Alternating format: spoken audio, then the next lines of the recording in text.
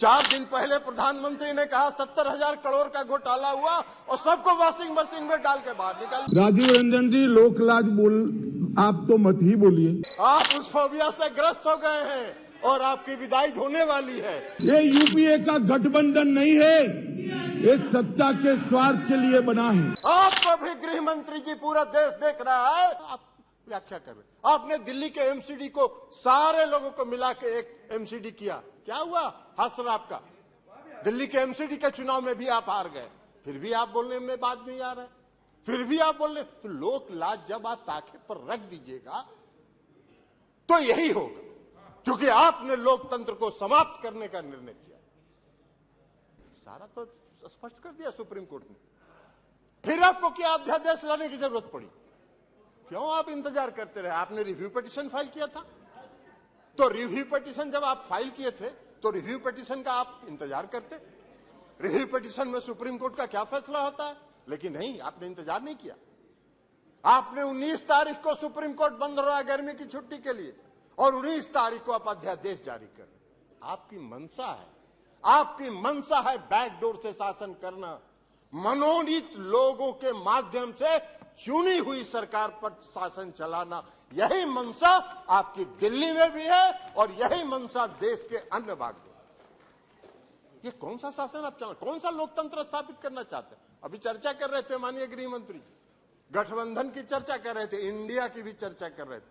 अब इंडिया का फोबिया तो उनको समा गया है, इसलिए कि आज तक तो कभी इन्होंने एनडीए की बैठक नहीं की, आज तक कभी नहीं हुआ था।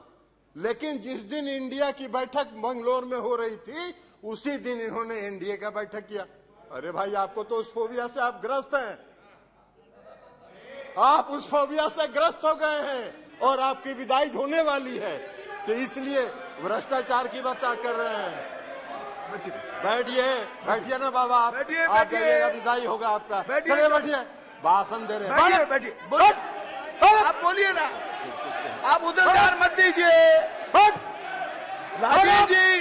राजीव रंजन जी, उधर ध्यान मत दीजिए। Address the chair only, address the chair only. केवल आपकी बात रिकॉर्ड में जा रही है, किसी अन्य की बात रिकॉर्ड में नहीं जा रही है। आप please address the chair and please सभापति and try to conclude also please. इसलिए सभापति महोदय, इसीलिए please sit down, please sit down. No, बैठिए, आप बैठ जाइए, आप बैठ जाइए प्लीज, आप बोलिए। इसीलिए सभापति महोदय, अभी माननीय गृह मंत्री जी चर्चा कर रहे थे, अभी गृह मंत्री जी चर्चा कर रहे थे। आप अपनी बात पूरी कीजिए ना। अभी गृह मंत्री जी, माननीय गृह मंत्री जी चर्चा कर रहे थे। एक मिनट, आप प्लीज, स्वागत, आप तो बैठिए ना, बैठिए, अभी अपनी बात पूरी कर दीजिए। अभी गृह मंत्री जी चर्चा कर रहे थे, उन्होंने दिल्ली के भ्रष्टाचार पर चर्चा की। आप ही चलाइएगा, आप तो बैठिए। जी, करिए। हाँ, आप अपनी बात पूरी कीजिए प्लीज। इसलिए आप अपनी बात पूरी कीजिए, अपनी बात पूरी कीजिए। सभापति महोदय, अभी सभापति महोदय माननीय गृह मंत्री जी चर्चा कर रहे थे, पेश करते हुए उन्होंने कहा कि दिल्ली में बहुत भ्रष्टाचार हो गया है, भारी भ्रष्टाचारियों का जमा हो गया है। महाराष्ट्र के बारे में उन्होंने चर्चा नहीं की। 4 दिन पहले प्रधानमंत्री ने कहा 70,000 करोड़ का घोटाला हुआ और सबको वॉशिंग मशीन में डाल के बाहर निकाल दिया। अरे वाह भाई वाह, भ्रष्टाचार की परिभाषा कर रहे हैं और देश देख रहा है। आपको भी गृह मंत्री जी पूरा देश देख रहा है कि कौन से भ्रष्टाचार की आप व्याख्या कर रहे हैं और कौन सा भ्रष्टाचार पर आप नियंत्रण करना चाहते हैं। भ्रष्टाचार का भय दिखाकर अपनी राजनीतिक बात पूरी कीजिए जी। इसलिए चिंता मत करिए, धन्यवाद। जनता देख रही है आपको भी।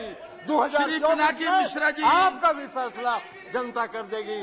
और इसी के साथ अरे कैसे खत्म हुआ? आपने अभी तो कर दिया भाई। नहीं, हो गया ना पूरा, अभी नहीं कंक्लूड करने दीजिए। कीजिए। कुछ सदस्यों ने टिप्पणियां करी है, मैं जरूर जवाब देना चाहता हूं। मैं तो सीधा साधा भाषण करने आया था नियमों के अनुसार। मगर राजनीतिक टिप्पणियां की तो मुझे जवाब देना पड़ेगा माननीय अध्यक्ष।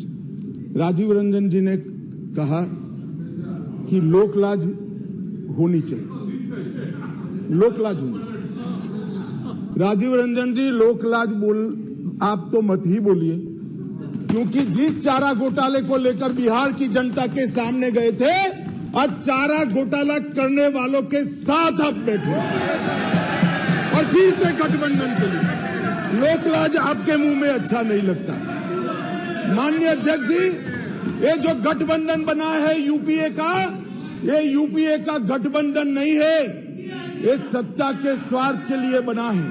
बंगाल में माननीय अध्यक्ष जी, कम्युनिस्ट पार्टी, तृणमूल कांग्रेस और कांग्रेस तीनों लड़ती है।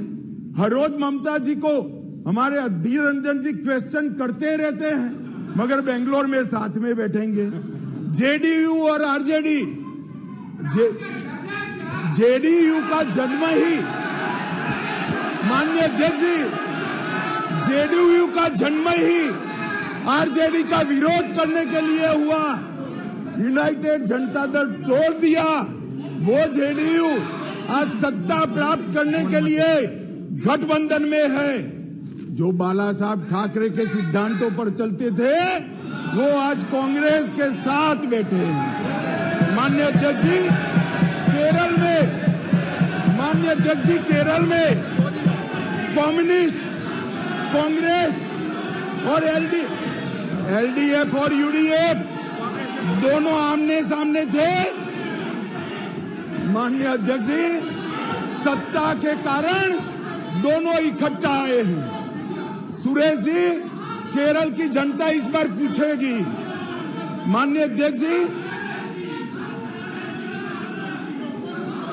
माननीय अध्यक्ष जी, मैंने दयानिधि मारन जी को सुना, बहुत पैशन के साथ संविधान की दुहाई दे रहे थे।